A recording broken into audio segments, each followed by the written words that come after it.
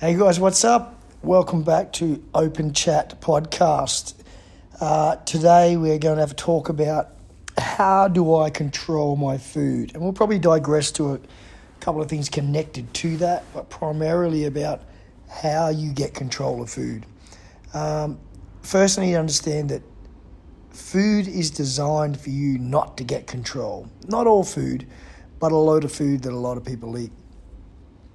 A lot of the processed foods that we eat, we all know that are unhealthy for us. But what we need to realize is that there's only one way that these multi-million-dollar companies sell as much food as they do is because you keep buying it. And that sounds obvious, but why do you keep buying it? Because it has ingredients in it that addicts you to it, and it usually comes back to sugar. There's products in it that they know that you're going to need more of, and you're going to buy it again. That is the way they stay successful. If a lot of these companies had a lot of morals, they would take plenty of these ingredients out of their food and would have a lot healthier population. But they're going to lose money from that. So I need you to understand that, firstly, when it comes to food and controlling food, your lack of control isn't completely your fault. We all have the same battles against it because we crave things and we get a connection to food through this dopamine. And it gives us this good feeling that we feel better when we eat this food. So we want more of that. But a problem with that, there's a vicious cycle with it. You feel good when you eat it, and then you feel guilty for eating it. And then when you feel guilty and feel sad, what happens? What do? We usually eat more food to comfort ourselves. And there's a bit of a vicious circle that goes around and around. But more than anything, I want to teach you and give you some tips on how to control and reduce the amount of bad choices that you make in your nutrition. Regarding what you should eat and diet plans and so forth, that's going to be another podcast. Today is all about really gaining control of your food and hopefully giving you some tips to take away that you can benefit from it and obviously get the weight loss or the health gains that you want to get from eating better. So we've talked about understanding food, but educating yourself about what you eat is very, very important. So knowing what you put in your body and how your body's going to react to it hormonally and weight-wise, energy-wise is very, very important. So you understand that when you're going to eat food, you should be looking at the food and saying to yourself, what I'm about to eat, is it going to make me more healthy or less healthy? That is one thing you should try and give yourself before anything you eat. Take 10 seconds just to have a think and think about that. Look, we're all going to have days where we're going to relax and eat something outside our normal nutritional healthy plan, and that's okay. As long as you're aware you're doing that consciously and it's not a subconscious thing, and before you know it, you've eaten 2 hamburgers and you didn't even really think about doing it, then you still have issues to deal with. But regarding controlling your food, this can be the battle. It can be very hard for all of us. One tip I would give a lot of people is not putting yourself around temptation. So we can use any example here. If you were someone who had a drinking problem, had alcohol problem, and you were trying to give up on that, you're not going to put yourself around people that are drinking all the time. That would be common sense. No different to smoking, no different to gambling, or any habit you're trying to break. If you're trying to break that habit, you wouldn't put yourself around it. But with food, it can be a lot harder because we all have to eat. There's other things we don't have to do, but food is something we have to do. Otherwise, we simply can't live, obviously. So the problem is when you're hungry and you're trying to eat good, and then you go out with friends and you put yourself around temptations, and we've all had it before. You're trying to be good, and we've got friends. Come on, just a little bit. Have a little bit. It won't hurt. Your coach won't know. You won't know. It won't make a difference. It will make a difference. We're trying to break that connection, okay? Breaking the connection with food and particularly sugar and get away from that can be a real battle. You need to break that connection. There's a program that I put people through called the Whole 30, which is an amazing program. It's very simple in concept. It's 30 days of clean eating. It's certainly worth checking out. And there's rules that go with it. And they're very simple rules, really. On what you're not allowed to eat and what you aren't allowed to eat without eating. It's no dairy and wheat, anything like that, any legumes, anything that's going to cause inflammation or addiction or anything It's all about non-processed, processed foods for the 30 days, and there's no cheats. But there's one thing I would give you advice to say is that don't allow yourself cheat days if you are trying to gain control of your nutrition, whether it be sugar or bread or anything that you're trying to get off. You can't allow yourself little cheat days like that.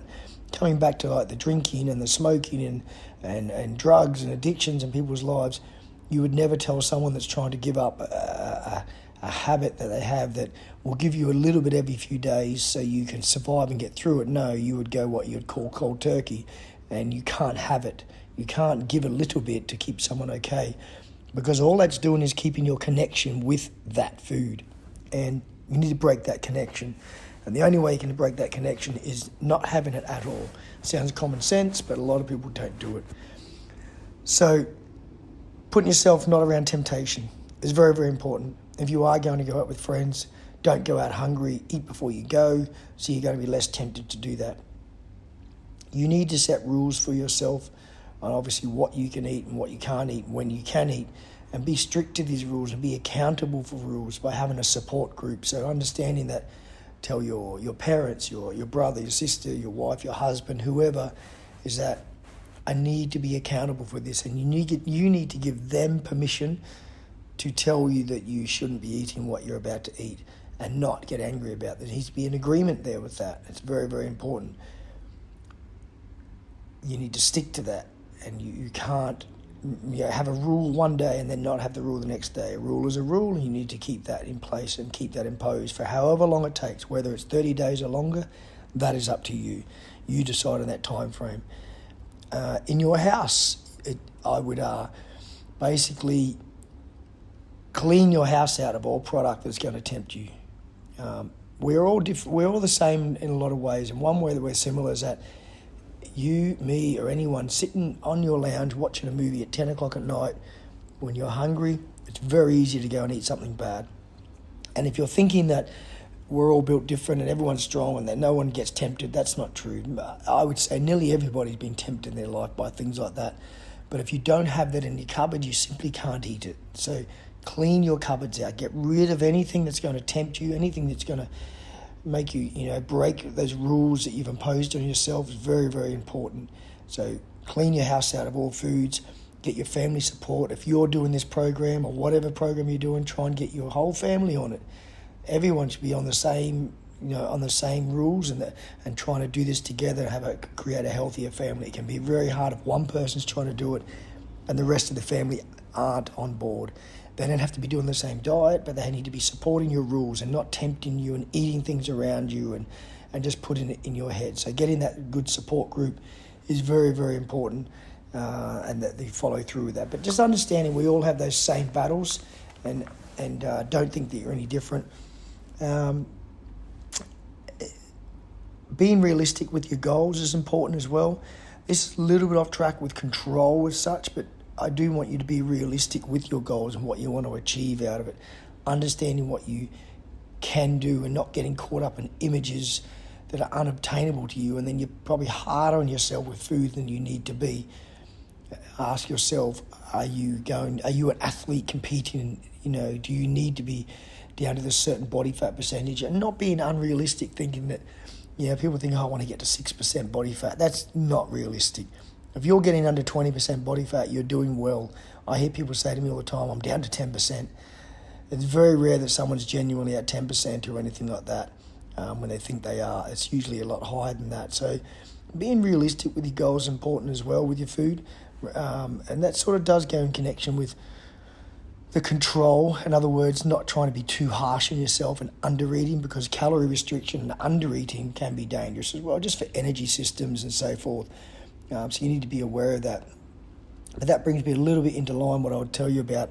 I would also implement fasting, whatever sort of fasting you want to do, whether it's 16-8 or you go longer than that or less than that. I would try and restrict the amount of meals you eat.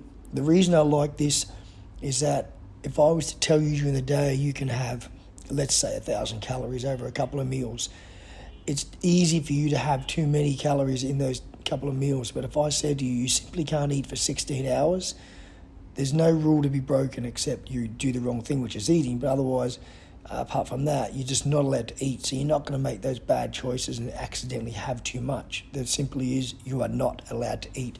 So intermittent fasting is a really good thing to add into your nutrition, your plan. Apart from that, it's very, very healthy to do for your body, just to rest your system in the digestive tract. And there's a lot of other things that go with it when it comes to that, autophagy and so forth. And again, that's another topic, but I would definitely try and introduce some sort of intermittent fasting into your nutrition plan, which is going to help you with less temptation. And don't be too concerned about overeating after that. It doesn't really work that way. When you go to eat, people think they're going to have too many calories when they break their fast and eat. Surprisingly, it doesn't really work like that. You gain actually a lot better control of your nutrition, if anything, because during those 16 hours of not eating, you're going without sugar, you're going out with those temptations, so you become actually stronger and more disciplined through that. And it can be more obtainable to achieve your goals.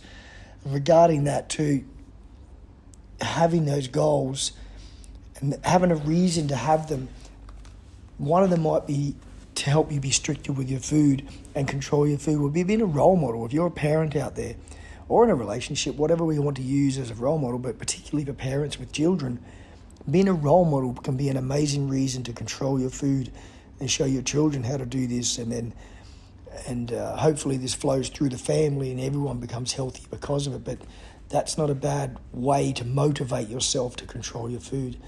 As a parent, you want your children to look up to you because they do what we do. So if you can be strong and you can control your nutrition, you can then turn to your children and say, control this, control that. It's very hard for you to be able to do that to your children and for them to respect your views and your rules that you want to impose on them if you can't even do it. Yeah, so I would say that would be a good reason to do and think about being a role model. And I think that could definitely help people out there that are struggling with some sort of motivation. Another thing with food is understand what diet does work for you. Again, that's another topic, as in which diet, but different different bodies respond in different ways to diets. Some people are good on a high carbohydrate diet. Other people are more on a protein. None of them is wrong. Different ones work for different people. But what I'm going to talk to you, realize is that bodies do respond differently to different diets, and you might be able to control your carbohydrate intake better than you can control your protein or your sugars, whatever it is. Realize what one works for you and then find out how you can be the strongest. Some people do get good energy on carbohydrates and they don't need to eat more often. Me personally, I'm a lot better on a high protein diet, keeps me full for longer, and that's probably most people, I would say, and that leads me to eating less in between because I'm not tempted. If you're eating a food that gives you high kick of energy and then that energy dies off very fast, you're going to be hungry, and then when you're out somewhere and you've got nothing to eat, that can lead to a bad choice.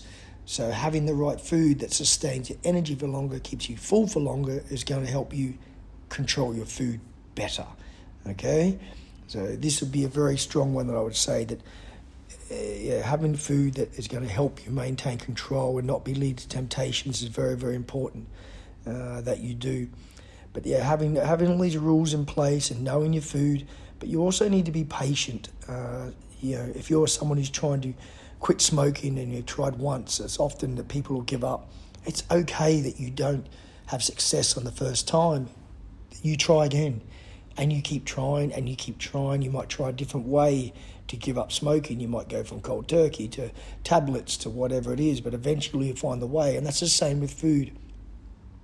I'm not saying I want you to fail, but I want you to be okay with, you have a bad day, you put it behind you, you go again. But you try and be strict. You don't allow this as an excuse for yourself, but it's okay to have a mishap. You just go again. One day isn't going to ruin you forever. Just do it again. Don't give up on yourself and keep going. It is a battle, and we all have it. I've had it many a times, okay? And as you get older, it gets harder. It's not going to be easy. When I was younger, I could eat food and it wouldn't matter. I wouldn't put on weight and it wouldn't affect me. Like bulletproof, like a lot of people. But you get older, And your body responds very differently to food. You've got to make a lot wiser choices. Another way to motivate yourself is realizing that this food has a direct impact on how long you are going to live. Sure, there can be bad luck in life, and anyone can be struck down by something, but the science behind it will tell you that you will live longer if you are going to take care of yourself nutritionally. Apart from the outside effects that can happen, we need to realize that a lot of these diseases people are getting, particularly cancers and things, and all these diabetes and heart attacks, this is all nutritionally based. There's so many deaths that can be reduced in the world. People can be living longer just by caring about what they put in their stomach. It's as simple as that.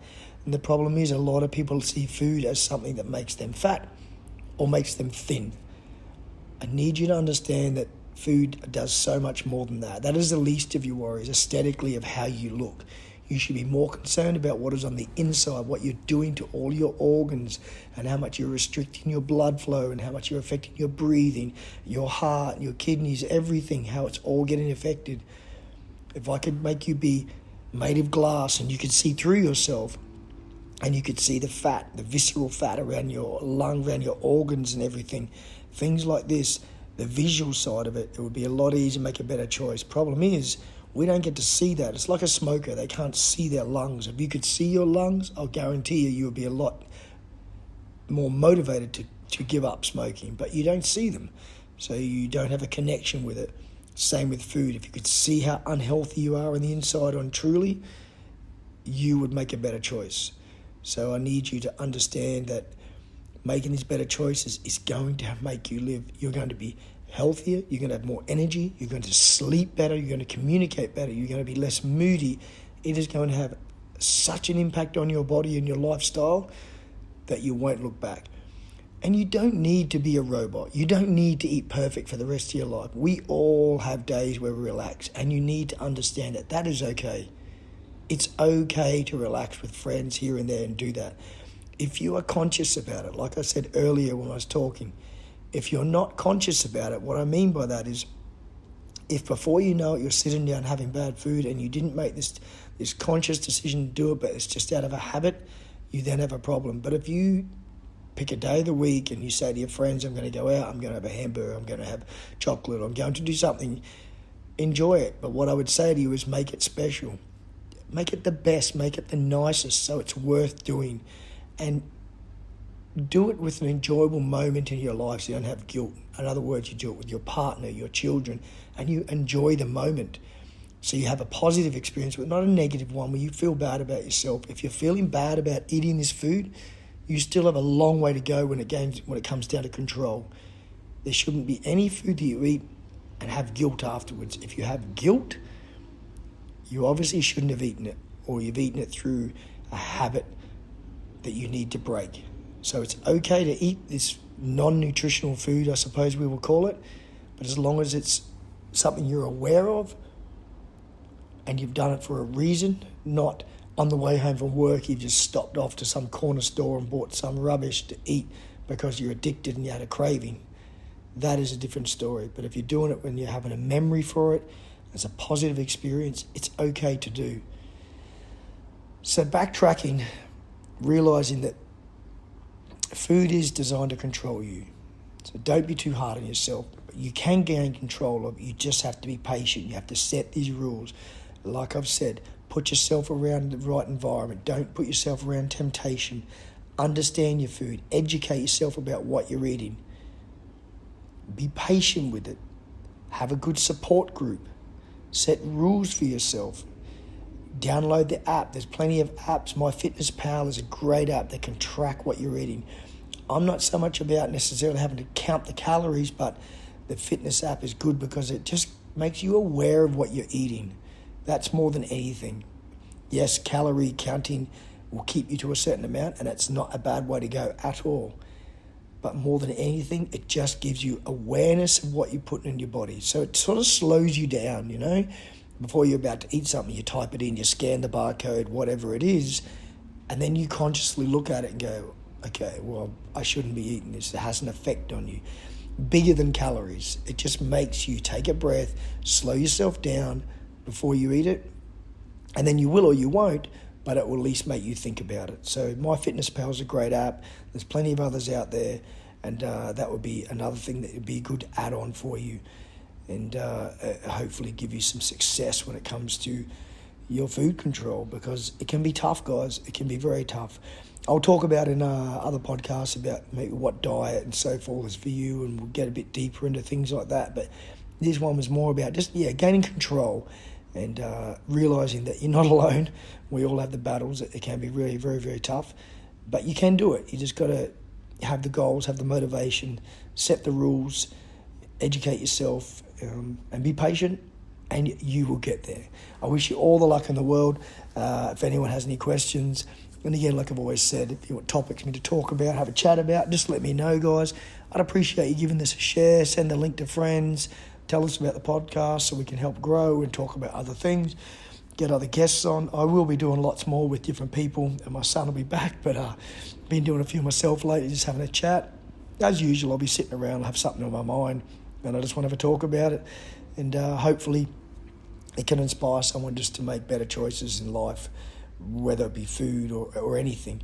If I can make a difference in one person listening to this, every talk I do is worth doing. And I appreciate you guys listening. Hopefully some of you guys got something out of this. And thanks very much, and I'll have a chat to you again real soon. Cheers, guys. See ya.